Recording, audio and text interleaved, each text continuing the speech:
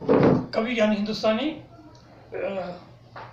आपके सामने फिर से मैं आपके सामने प्रकट हुआ हूँ और प्रस्तुत हूँ आज का हेल्थ अवेयरनेस पर अपने विचार व्यक्त करने के लिए।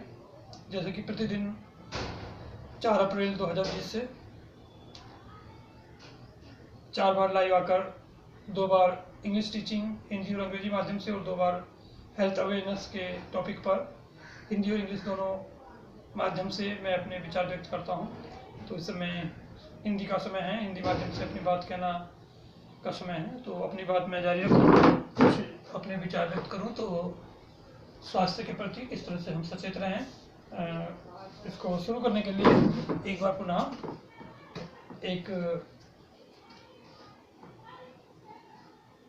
एक या 2 बाह्य प्रार्थना से शुरू करते हैं। थोड़ा समय प्रार्थना में वातावरण में बिताने के बाद फिर अपनी बात में आगे जारी रखूंगा। तेरा नाम ही मेरा आरोग्य है, हे मेरे ईश्वर तेरा स्मरण ही मेरी औषधि है। तेरा सामीप्य ही मेरी आशा और तेरा प्रेम ही मेरा सहचर है। मुझ पर तेरी अनुकंपा ही मेरा उपचार है और ये लोक एवं परलोक दोनों में मेरी आपस सहायक है। वस्तुतः तू ही है सर्वप्रदाता, सर्वज्ञ एवं सर्वज्ञ। ईश्वर के अतिरिक्त कठिनाइयों को दूर करने वाला क्या कोई अन्य है? कह दो ईश्वर का गुणगान हो, वही ईश्वर है। सभी उसके सेवक हैं तथा सभी उसके आदेश से प्रतिबंधित हैं।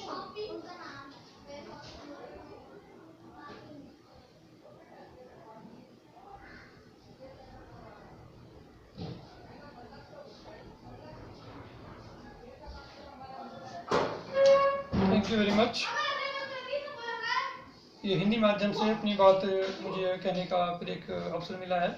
तो इसमें मैं आज फिर से स्वास्थ्य से संबंधित कुछ बातें करना चाहूँगा, जो मैं एक मुख्य विषय लेता हूँ अपने इस विषय सब्जेक्ट पर, स्वास्थ्य संबंधी बातों पर अपने विचार व्यक्त करने के लिए।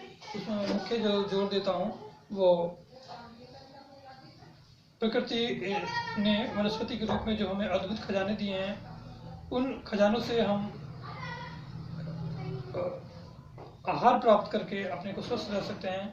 और इसी खजाने से प्राप्त है हमें जो वायु जल वगैरह मिलते हैं, ये भी हमारे लिए बहुत आवश्यक हैं। ऊपर से प्रकाश है, सूर्यदेव का प्रकाश है। तो इसकी महत्ता को हम प्रायः अपने जीवन में समझ नहीं पाते हैं कि हमारा जीवन कितना महत्वपूर्ण है। और जो हमारे ये जीवन रूपी और शरीर रूपी ये जो मशीन है, ये जो अस्तित्व है, इसका कितनी महिमा में इसकी संरचना है, इसके कार्य रूप है और इसकी कार्य क्रिया विधि है। तो इसके हम अपने जीवन के महत्व को हम प्रायः नहीं समझते। वास्तव में ये जीवन जो है, मानव जीवन बहुत ही महत्वपूर्ण है। और हम अज्ञानतावश, अनभिज्ञतावश और हम अपनी नादानी या मासूमियत की वजह से हम अपने अज्ञान रूपी अंधकार में रहने के कारण हम प्रायः उन तुच्छ बातों में अपने जीवन को उलझाए रखते हैं, जो वास्तव में हमारे लिए बहुत ही साधारण होता है, बहुत ही अनावश्यक होता है। वास्तव में हमें जीवन की महत्ता को समझना चाहिए कि ये जीवन कितना महत्वपूर्ण है, और जीवन ये किस प्रकार चल रहा है, ये मानव जीवन कितना महत्वपूर्ण है। और ये जीवन खाली अपने लिए नहीं बल्कि दूसरों के लिए भी हम जीवन जीने में, उनके जीवन के उद्देश्य प्राप्त करने में हम सहायक हो सकें। तो यही हमारा परम कर्तव्य है, क्योंकि हमारा जो जीवन है, जो हम भी जीवन के लक्ष्य प्राप्त करते हैं, वो कोई भी व्यक्ति सिर्फ अपने स्वयं के दम पर नहीं प्राप्त कर सकता। कोई भी मनुष्य स्वयंजीवी नहीं होता है। सिर्फ और सिर्फ मात्र परमपिता परमेश्वर ही एक स्वयंजीवी होते हैं, जो अपने स्वयं के दम पर, स्वयं के बल पर जी सकते हैं। हम कोई भी व्यक्ति अपने दम पर नहीं जी सकते, अपने बल पर नहीं जी सकते। हमें कदम कदम पर, हर पल, हर क्षण, प्रतिदिन और जीवन के हर मोड़ पर हमें दूसरों की सहायता की आवश्यकता पड़ती है। और सबसे ज़्यादा जो आवश्यकता पड़ती है वो कुदरत के जो अमूल्य उपहार जो हमें मिलते हैं, चाहे वो हवा, पानी या प्रकाश के रूप में हो, या अनेक जो वनस्पति के रूप में हमें खाद्य पदार्थ या आहार के रूप में जो हमें मिलते हैं, वो हों। तो हम जैसे जैसे हमारी उम्र बढ़ती है, जैसे जैसे हमारा अनुभव का विकास होता है, वैसे ही हमें मालूम होता है हमें पता चलता है कि वास्तव में हम कितने अज्ञानतापूर्ण वातावरण में जीवन यापन कर रहे थे। वास्तव में जीवन तो कुछ और ही है। वास्तव में जो हमें छोटी छोटी बातों का क्रोध आ जाता था, छोटी छोटी बातों पर हमें अभिमान आ जाता था, या हम बहुत ही मिथ्या अभिमानों के वातावरण में जीवन जी रहे थे। वो वास्तव में बहुत ही तुच्छ था। जीवन तो बड़ा ही बेशकीमती है, और हम ऐसे वातावरण में जीते हैं जहाँ चारों तरफ हमारे न केवल अनेक अनेक मित्र होते हैं, तो अनेक अनेक दृश्य और अदृश्य रूप में सारे चर अचर जगत में शत्रु भी होते हैं। हमारे एक इस जीवन में एक इतने अदृश्य शत्रु भी होते हैं जो जीवाणु या विषाणु के रूप में होते हैं, और भी अनेक प्रकार की दृश्य अदृश्य शक्तियाँ होती हैं जो हमें आगे बढ़ने में रुकावट डालती हैं या हमारे जीवन को अस्वस्थ करती हैं। तो साथ ही साथ हमारे साथ जो है फ्रेंडली मित्रवत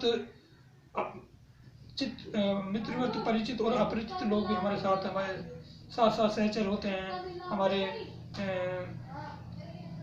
जीवन के सहचर प्राणी होते हैं जो हमारे सहजीवन जीते हैं जो हमारे साथ।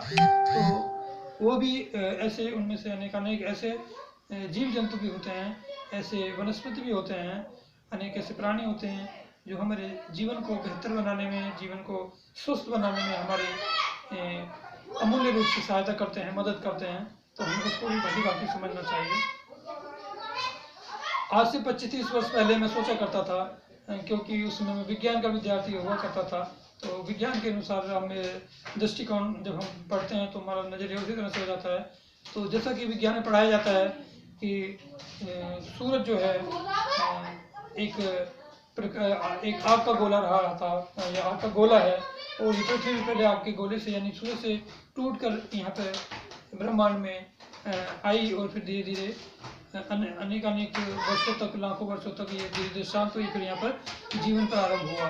तो जिस तरह से हम पढ़ते हैं, जो जिस तरह से हम बातों को समझते हैं, उसी तरह से हमारे विचार हो जाते हैं, उसी तरह से हमारे सोचने की नज़रिया हो जाता है। तो उसी तरह से उसी प्रकार के वातावरण में, उसी प्रकार के विचारों में आदमी का जीवन जीता है। तो उस समय में सूरज को एक आग के गोले के रूप में ही देखता था, जबकि बहुत से लोग जो साइंस नहीं पढ़ते थे, सूरज को भगवान के रूप में या एक देवता के रूप में देखते या समझते थे, मानते थे। तो मुझे उनकी अज्ञानता पर एक प्रकार से मन ही मन या तो दया आती थी या हंसी आती थी।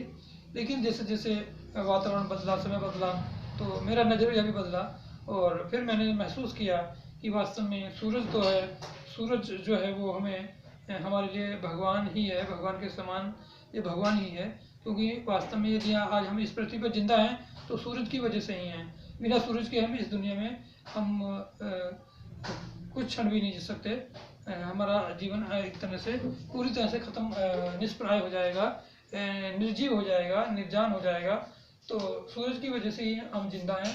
तो जो शक्ति या जो प्राणी या जो अस्तित्व हमें जीवन देता है, वही तो भगवान होता है। तो इस प्रकार से हम दूसरे शब्दों में कहें तो वास्तव में सूरज जो है वो हमारे लिए, सभी प्राणियों के लिए भगवान ही है। क्योंकि यदि हमारा जो जीवन है वो पूरी तरह से यहाँ के वायुमंडल पर निर्भर है। हम वायुमंडल से सांस लेते हैं, और सांस के आवागमन से ही हमारा जीवन जारी होता है, चलायमान होता है, जीवन संभव होता है।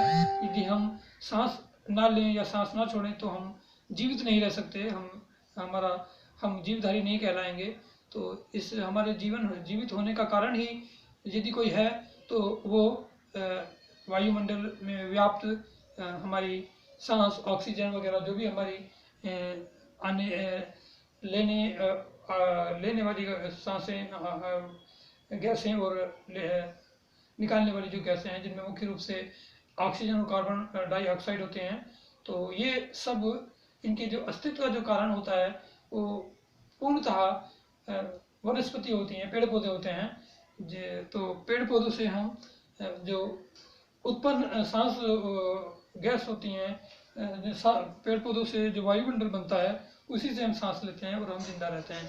और पेड़ पौधे जो अपने प्रकाश संश्लेषण के माध्यम से अपने जो भोजन बनाते हैं वो सूरज से ही बनाते हैं, और यदि सूरज ना हो तो वो भी भोजन नहीं बनाएंगे, वो भी जीवित नहीं रह पाएंगे। तो इस तरह से हम देखा जाए तो हमारा जीवन पूरी तरह से पेड़ पौधों पर निर्भर है, और पेड़ पौधों का जीवन पूरी तरह से सूरज पर निर्भर है। तो इस प्रकार से देखा जाए तो इनडायरेक्टली हमारा, वैसे तो काफ़ी तक डायरेक्टली भी हमारा जीवन सूरज पर निर्भर है, क्योंकि हम सूरज के कारण हम विटामिन डी आदि लेकर अपने शरीर की हड्डियों को मजबूत बना पाते हैं, रख पाते हैं, तो या कर पाते हैं।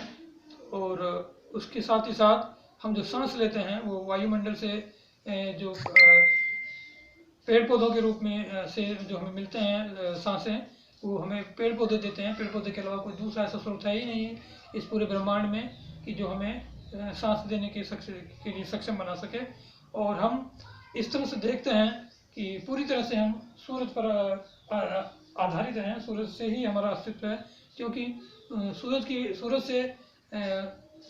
से पेड़ पौधे अपना जीवन संभव कर पाते हैं, जीवित रह पाते हैं, और प्रकाश संश्लेषण क्रिया से वो सजीव रहते हैं, और फिर वो सजीव होकर, जिंदा रहकर, जीवित होकर अपने सामान्य जीवन से हमें ऑक्सीजन जैसी बहुमूल्य गैसें देकर हमारे जीवन को संभव बना पाते हैं। हम उसी से सांस लेते हैं और जीवित रहते हैं।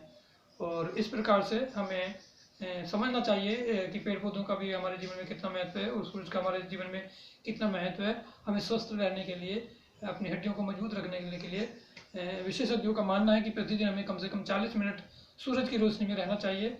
और हमें वायुमंडल, प्रातःकालीन जो पेड़ पौधों से जो हमें प्राणवायु मिलती है उसको हमें सुबह जल्दी उठकर उन्हें ग्रहण करना चाहिए। ये हमारा पवित्र कर्तव्य है उसको, अगर हम अपने जीवन को स्वस्थ रखना चाहते हैं। और साथ ही साथ पेड़ पौधों की हमें कदर करनी चाहिए, क्योंकि उनसे ही हमारा जीवन है। तो उनको हमें जो भी हम उनके लिए कर सकते हैं, चाहे पानी देना हो या किसी भी प्रकार का पेड़ पौधे लगाना हो, उनकी कदर करना, केयर करना, तो ये भी हमारा कर्तव्य है। यदि हम जीवन में स्वस्थ रहना चाहते हैं तो हमें अपने आसपास के वातावरण में पेड़ पौधों को लगाना चाहिए और उनकी देखभाल करनी चाहिए, क्योंकि हम उनसे ही तो जिंदा हैं। पेड़ पौधे ही तो हमें जीवित रखने के लिए पूरी तरह से कारक हैं, और उनका जो कारक है उनके वो सूरजदेव हैं। तो डायरेक्टली और इनडायरेक्टली हम सूरजदेव पर भी निर्भर हैं और पेड़ पौधों पर निर्भर हैं। इस तरह से हम कह सकते हैं कि सूरज ही हमारे लिए, पेड़ पौधों के लिए भी और हमारे लिए भी भगवान ही हैं, भगवान के समान कह सकते हैं, या भगवान ही हैं, क्योंकि उनसे ही हमारा जीवन है, वो नहीं तो हम नहीं। तो इस बात को हमें जानना चाहिए। यदि हमें ये जानकारी नहीं है तो इसको हमें शीघ्र यथासंभव समझ लेना चाहिए, और इसे मन में ग्रहण करके हमें पेड़ पौधों का और सूरज का सम्मान करना चाहिए। उनके प्रति हमें कृतज्ञ रहना चाहिए जीवन भर। तो ये एक बहुत ही महत्वपूर्ण बात है। और जो हमारा जो आहार है ये भी कुदरत ने हमें पेड़ पौधों के रूप में ही विशेष रूप से दिया है। पेड़ पौधे ही हमारे शरीर को स्वस्थ रखने में पूर्णतः सक्षम है। यदि हम जीवन भर सिर्फ पेड़ पौधों से प्राप्त फल फूल पत्ती मसाले आदि पर ही निर्भर रहें और यथासमय पानी का उपयोग करें, तो यही हमारे जीवन को स्वस्थ रखने में काफ़ी पूर्णतः सक्षम है। तो हमें इसको अच्छी प्रकार से समझ लेना चाहिए, और हमें प्रकृति से जो प्राप्त जल है उसका समुचित रूप से उपभोग करते हुए, उपभोग करने के साथ साथ हमें एनिमल प्रोटीन से दूर रहना चाहिए, और पैकेट भोजन से जो भी है उनसे दूर रहना चाहिए, मद्यपान और धूम्रपान से दूर रहना चाहिए, और सिर्फ वनस्पति यानी कि पेड़ पौधों से प्राप्त जो जितने भी तत्व हैं हमारे लिए, पोषक तत्व जो हमें प्रदान करते हैं, चाहे वो फूल पत्ती और फलों के रूप में, सब्जियों के रूप में, किसी तरह से भी हों, उनका हमें सम्मान करते हुए उनका ही हमें आहार जीवन भर करना चाहिए, और उससे ही हम जीवन में स्वस्थ रह सकते हैं। तो ये एक बहुत ही महत्वपूर्ण बात है। बाकी हमें एनिमल प्रोटीन यानी कि जो भी एनिमल से, जानवर से प्राप्त उत्पाद होते हैं, चाहे वो अंडा मीट मछली वगैरह, कोई दूध वगैरह कुछ भी हो, उनसे हमें दूर रहना चाहिए, क्योंकि वो हमारे शरीर को स्वस्थ रखने में सहायक नहीं है।